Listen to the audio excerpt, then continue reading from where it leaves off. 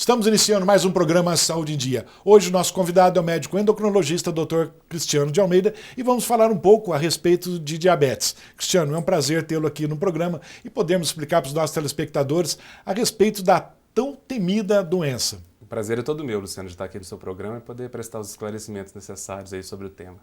Cristiano, vamos explicar então para os nossos telespectadores a primeira coisa, o que vem a ser diabetes e também a síndrome metabólica. O diabetes mellitus, Luciano, é uma desordem do metabolismo dos carboidratos. Por isso que a gente conhece como açúcares. Isso. E nessa desordem há uma elevação das concentrações do sangue desses açúcares. E a síndrome metabólica nada mais é do que geralmente está associada com o diabetes. Ela está relacionada à resistência da ação da insulina sobre os tecidos. Está ligada à obesidade, principalmente a obesidade na região abdominal, e a alterações de colesterol, triglicérides e ao diabetes propriamente dito.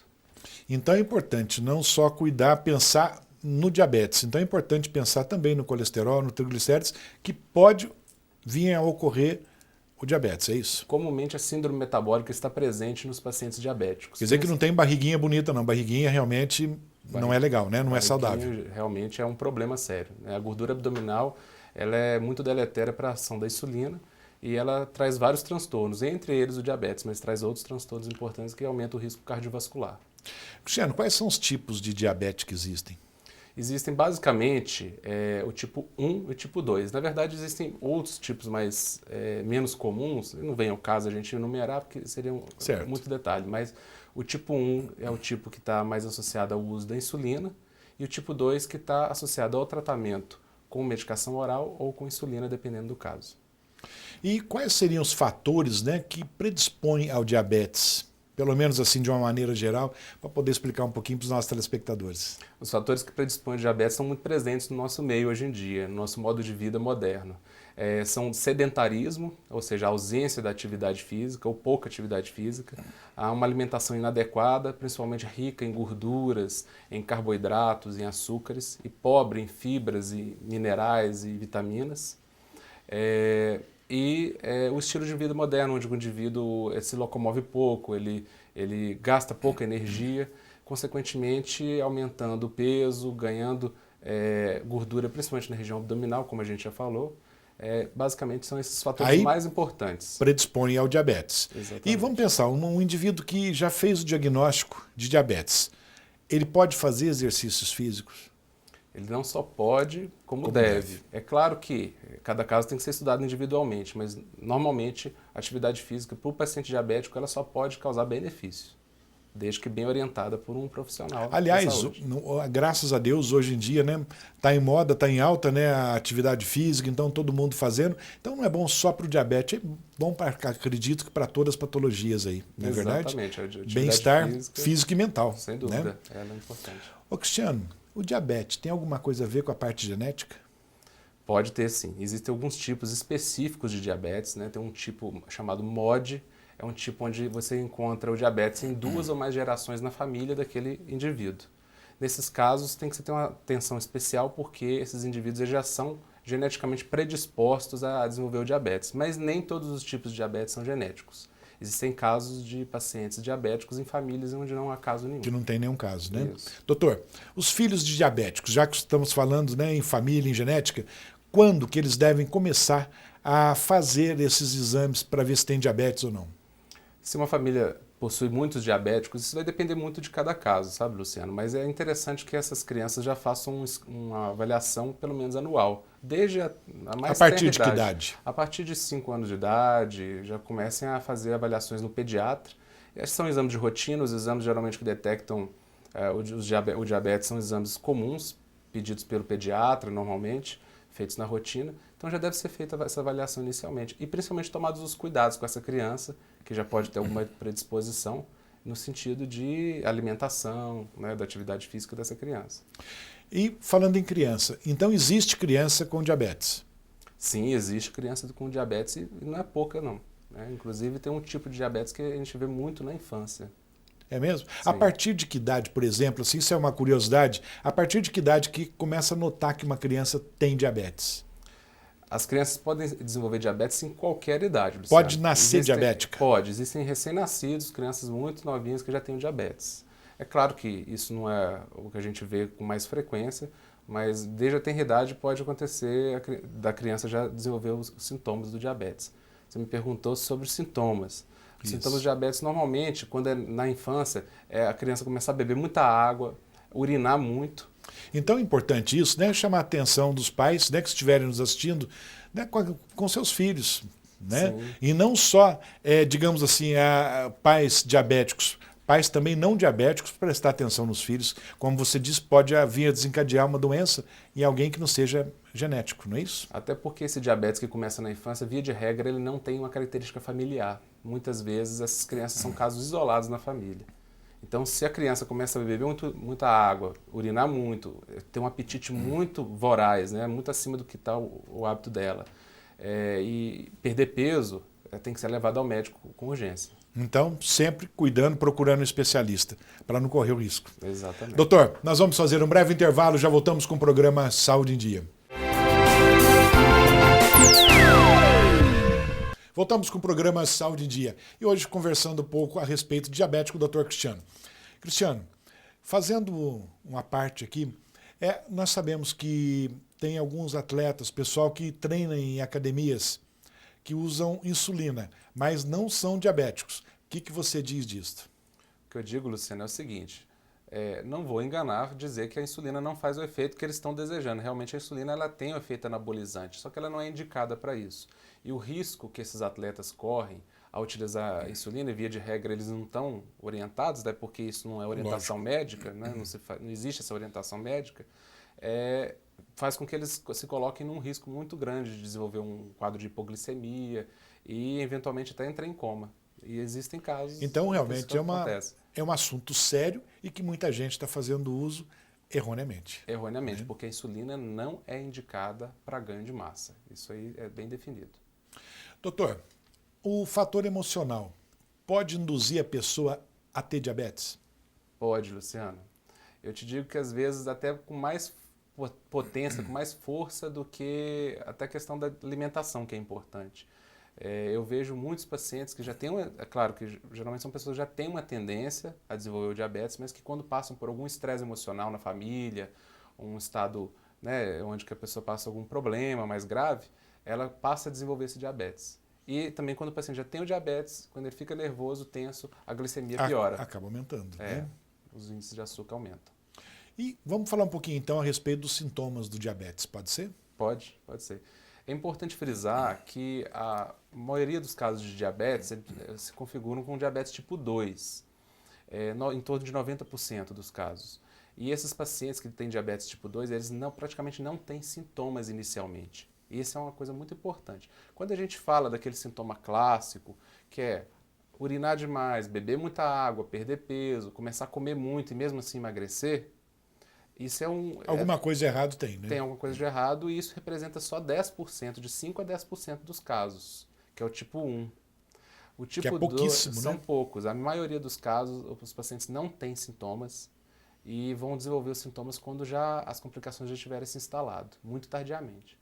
Então, isso é importante que os pacientes sempre chequem, façam o seu check-up periódico, porque esperar sintoma é deixar a doença fazer muito trabalho dela. Ou seja, tudo que faz como prevenção é muito bom, né? Ajuda e muito. Sim, com certeza. E procurando sempre um médico especialista, não usando o remédio que o vizinho usa, né? De forma alguma, porque a medicação que pode ser bem aplicada ao vizinho, para ele pode ser, inclusive, às vezes até contraindicada. Pelo contrário, né? Exatamente.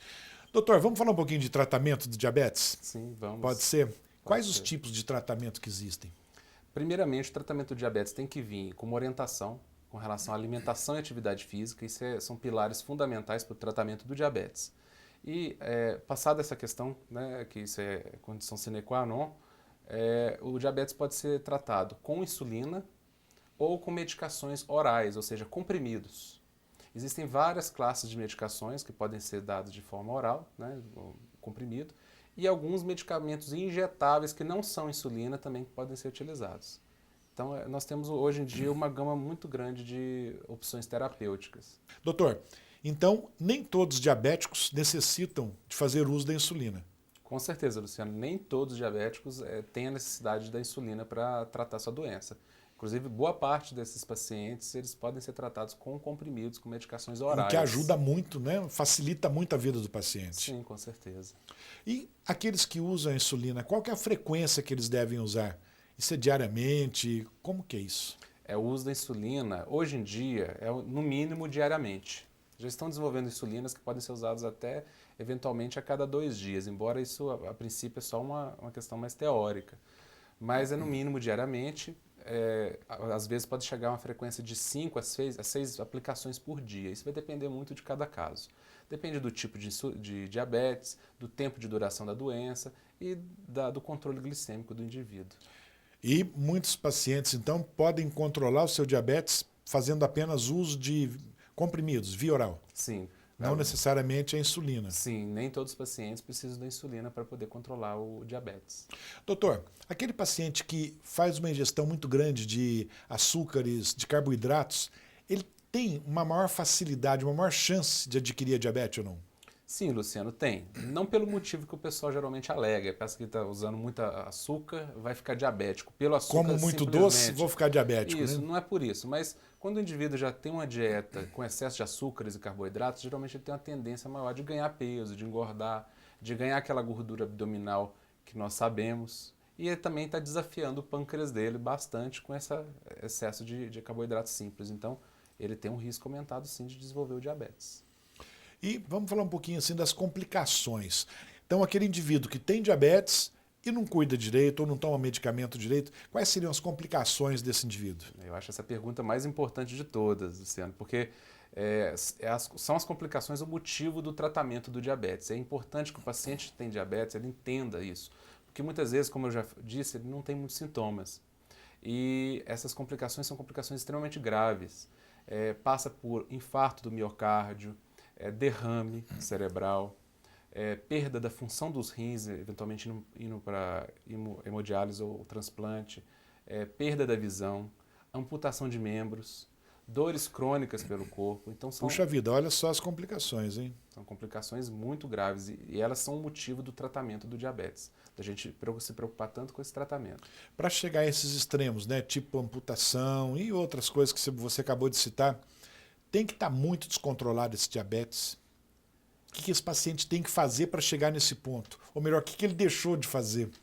Via de regra, quando os pacientes chegam nesse estágio, que geralmente é um estágio mais tardio, quando aparecem os sintomas, e aí já é tarde demais para resolver ou reverter o quadro, esses pacientes, eles geralmente não trataram muito bem a doença deles. O paciente diabético que trata a doença, ele tem menos possibilidade, menos risco de desenvolver essas complicações. Então, não vamos deixar complicar, né? Vamos fazer o tratamento adequado. Mais uma vez, a prevenção. A prevenção, e né? tratar para prevenir também, né? Quando é o caso do diabetes. Doutor, nós vamos fazer um breve intervalo, já voltamos com o programa Saúde em Dia. Voltamos com o programa Saúde em Dia e hoje falando um pouco a respeito de diabetes e também nesse bloco a presença da Thaís com as perguntas de nossos telespectadores. Correto, Thaís? É isso aí, doutor. E eu já estou aqui recebendo a participação dos nossos telespectadores e o nosso endereço de e-mail é drluciano@programasaudeendia.com.br. Envie suas dúvidas, participem conosco, não só a dúvida do tema de hoje, que é diabetes, mas também de outros assuntos relacionados à saúde. Eu espero vocês. Inclusive, Thaís, lembrando os nossos telespectadores que o sigilo, a identidade de quem nos envia e-mail será mantida. É isso mesmo, doutora. A gente mantém o sigilo dos nossos telespectadores por questões éticas, mas esperando a participação deles. Se Deus quiser. Doutor, vamos comentar, eu acho que é uma pergunta que muitos telespectadores estão esperando ouvir, né? O diabético, ele pode ter uma vida longa e saudável? Como que é a vida do diabético? Lógico, aquela pessoa, aquele paciente que vai no médico, faz suas revisões, faz tudo como prevenção. Inclusive, essa pergunta é muito importante, Luciano, porque o paciente, muitas vezes, quando ele recebe o diagnóstico de diabetes, ele pensa que a vida dele vai virar de cabeça para baixo, que vai, enfim, ter muitos problemas, né? Mas se o paciente se cuidar, mesmo com o diagnóstico de diabetes, é claro que isso é fundamental, que ele se cuide, que ele tome as medidas necessárias de atividade física, de alimentação e faça as consultas regulares com o seu médico.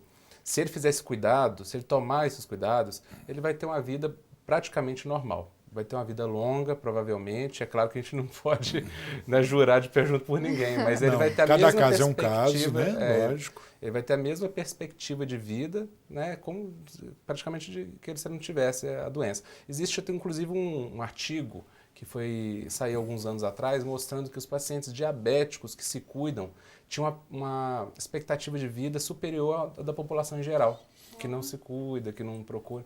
Então isso é até interessante. Eu falo isso muito com muitos pacientes meus, né? Ou seja, tomando os cuidados devidos, né, Thaís? Eu acho que todo mundo tem chance de ter uma vida saudável, uma vida boa. Com certeza. Hoje nós temos recursos para isso mesmo. Inclusive, se me permite, tem uma definição aqui da Organização Mundial de Saúde que diz que saúde é um estado de completo bem-estar físico, mental e social, e não apenas a ausência de doenças.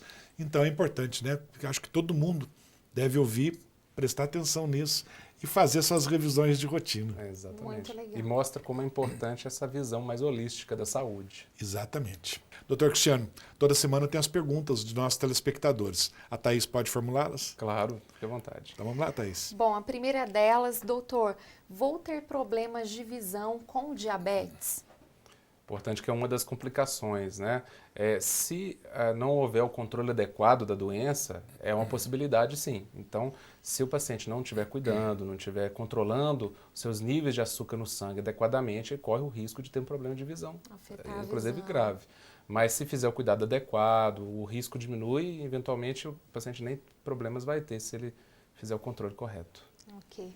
Bom, a segunda pergunta aqui dos nossos telespectadores, os produtos dietéticos, alimentos diet ou light, podem ser usados à vontade? É uma boa pergunta, hein, Cristiano? Boa pergunta, com certeza. O pessoal às vezes abusa um pouquinho, né? Exatamente. O pessoal pensa, porque o produto é light ou diet, que pode abusar, que pode consumir sem moderação.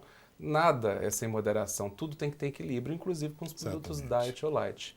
É interessante até frisar a questão do diet. Muitas vezes o produto é diet, mas é mais calórico do que o não diet, porque diet significa que ele tem um nutriente, um componente a menos, por exemplo, o açúcar. Mas muitas vezes, por exemplo, tem chocolates que são diet, que retiram açúcar, mas que aumentam a quantidade de gordura para compensar. E a caloria desse diet às vezes é superior. Então, há que ter muito cuidado com os alimentos diet e light. A pessoa fica sendo enganada sem saber. Exatamente. É isso aí. Doutora, a terceira pergunta aqui. Quem tem diabetes pode consumir bebidas alcoólicas? É uma boa pergunta, né, Cristiano? Inclusive, eu acredito que tem várias pessoas que nem bebem, mas quer fazer a pergunta se pode beber. Não é isso? Isso mesmo. Essa pergunta é muito frequente, o pessoal sempre me pergunta isso, né, no consultório, se pode beber.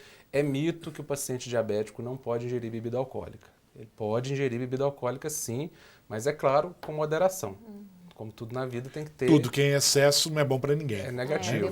Né? Mas inclusive a gente até aconselha, né, uma ingestão de vinho, um vinho bom, é claro, né? Lógico. Mas um bom vinho... Com moderação também, né, Cristiano? Pode até ser benéfico, né? Mas tem as quantidades certas e isso aí o médico dele vai orientar. Legal.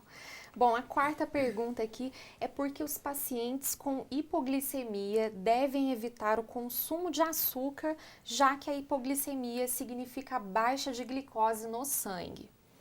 A hipoglicemia é um tema que dá um debate enorme, mas é engraçado porque o mesmo procedimento que se usa para tratar a hipoglicemia, que muitas vezes ingerir algum produto doce, né, com açúcar, ou um refrigerante, ou uma barra de cereal, enfim, é o mesmo procedimento que pode deflagrar a hipoglicemia se o paciente não estiver nela. Então, quem tem tendência a ter hipoglicemia, o que acontece? Vou falar de uma forma que fique mais fácil de entender. É como se o pâncreas daquele indivíduo fosse mais sensível à glicemia. Quer dizer, quando ele ingere açúcar, o açúcar é absorvido, ele cai no sangue, o pâncreas ele detecta aquele aumento de açúcar no sangue e injeta muita insulina na circulação. Então, é um pâncreas mais sensível. Qualquer aumento de glicemia, dos níveis de açúcar, há uma injeção muito grande de insulina na circulação, eventualmente superior à necessária. E o indivíduo, depois que ele come açúcar, em vez de ter um aumento dos níveis desse açúcar, ele tem uma queda. Exatamente ao contrário. Posteriormente, acontece o contrário. Então, eventualmente ele tem uma elevação, mas aquela elevação é imediatamente tratada pelo pâncreas de uma forma excessiva. Então ele tem a hipoglicemia posteriormente. Mas se tiver no evento hipoglicêmico, aí ele tem que usar alguma coisa doce para resgatar. Ah, entendi. Bom, E aí, doutor, Thaís? hoje foram estas, né, as 4 perguntas aqui, as participações online. E eu gostaria de deixar o endereço novamente de e-mail para quem queira participar, que é drluciano@programasaudeendia.com.br. Eu espero a participação de vocês. E lembrando que todas as perguntas enviadas é mantido, né, o sigilo por questões éticas, por isso participem conosco. Muito obrigado, né, Thaís? Doutor Cristiano, infelizmente nós chegamos ao finalzinho do programa e eu gostaria de agradecê-lo e pedir para deixar uma mensagem também. Pode ser? Pode ser. Quem agradece sou eu, Luciano, a oportunidade de estar aqui, poder falar com o seu público sobre uma doença tão importante, tão comum. Exatamente. E o que eu tenho a dizer para o público é que, se por acaso você tem diabetes, tem o diagnóstico, cuide da sua doença. Não negue a doença, porque a gente vê muitos pacientes com o quadro, com o diagnóstico e que não se cuidam. É uma doença que, se bem cuidada, se bem tratada, pode dar para o indivíduo uma qualidade de vida boa, ele pode ter uma vida adequada desde que ele cuide da doença dele.